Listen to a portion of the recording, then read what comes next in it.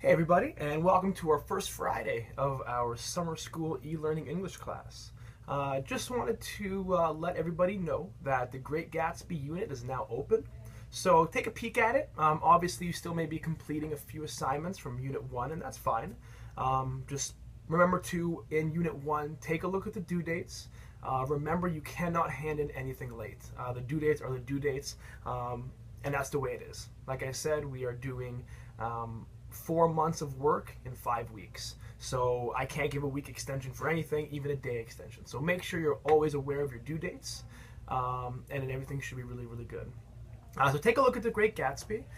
If you finish a lot of Unit 1, you can start completing some of the Great Gatsby assignments. But one thing I would heavily suggest to all my students is start reading the Great Gatsby. This weekend, crack it open, read as much as you can, follow along with what we're doing in our Great Gatsby unit, but I do suggest for everyone to start reading the book. You obviously have to read the Great Gatsby, plus we have our ISU books, so obviously there's going to be lots of reading. So start the Great Gatsby right away. That'd be my suggestion to you.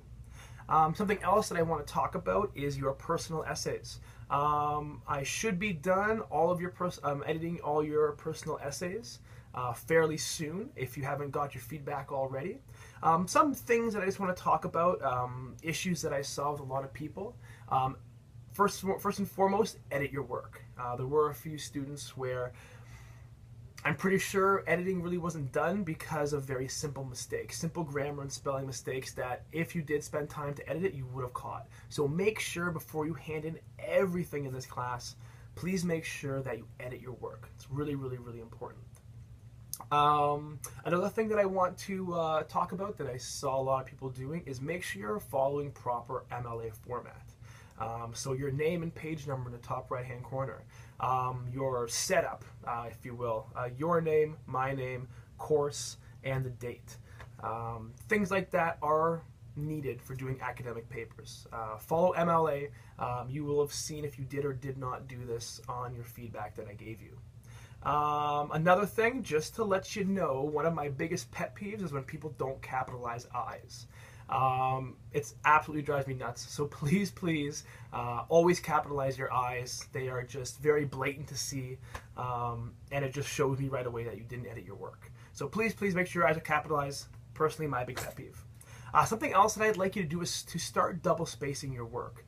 I noticed a lot of students weren't double spacing, and you know, once again, it's one of those MLA things that you need to do, and when you go to university next year, when your professor or TA marks your exam, if it's not double spaced, you're going to hear about it and you're going to lose lots of marks. So please, please make sure you are double spacing your work. One last thing about the essays that I want to talk about is the personal essay was a personal essay. So, you know, I was a little lenient on certain things. One of the things that I won't be so lenient on when we get to our more literary, more professional essays is the idea of using flowery language or poetic language. I love it. I love using poetic language, always have. However, when you're doing an academic paper, you don't want to be using it too much. Some people I noticed would try to jam as many literary devices as they could in their personal essays. And while it's great and I love it, when you're doing professional literary essays, very academic papers, a lot of professors and TAs don't like it when you get overly flowery. They want you to stay to the point, and they want you to get your idea across as best as they can. So once again, it's wonderful. I love it. But when we're doing more academic papers, try to keep the flowery language kind of down to a minimum. All right, well, I hope everybody has a great weekend, and crack open that Great Gatsby and see what makes him so great. All right, see you around.